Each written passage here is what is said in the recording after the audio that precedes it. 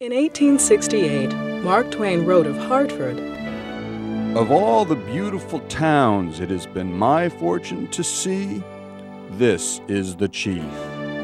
You do not know what beauty is if you have not been here." Founded in 1636, Hartford boasts of architecture from almost every period of its long history.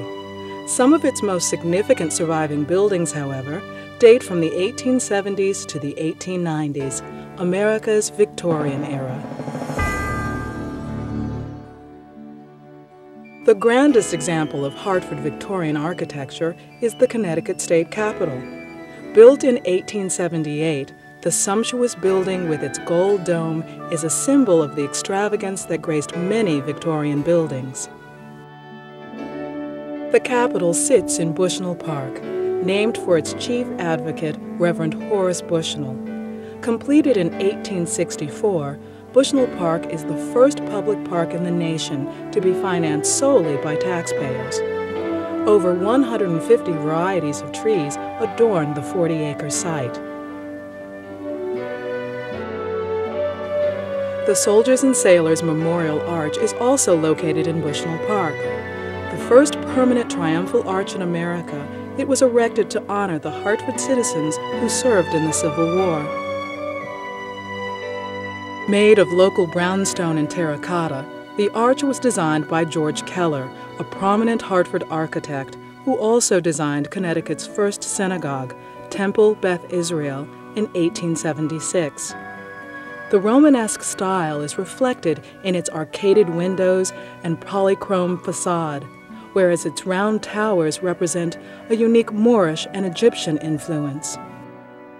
The Cheney Building on Main Street best exemplifies the Romanesque style in Hartford. Built in 1876, the building integrates polychrome walls, Syrian arches, and unusual sculpted shapes. Sam Colt established the factory village of Coltsville to house the workers who labored in his Colt Armory, the largest firearms manufacturer in the world at that time. The Blue Onion Dome, topped with the company symbol of a rampant colt, has always been a Hartford landmark. Sam and Elizabeth Colt lived in Armsmere, an enormous Italian villa that crowned the hilltop above the Colt complex.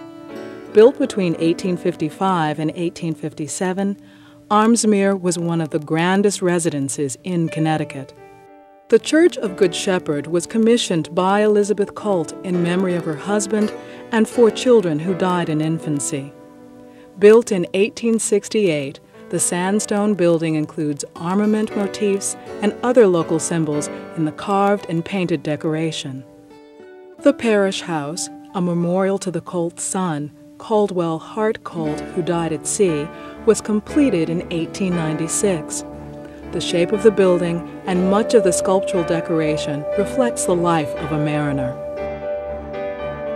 2 of America's most famous Victorian writers, Harriet Beecher Stowe and Mark Twain, both lived in Hartford's Nook Farm during the 1870s.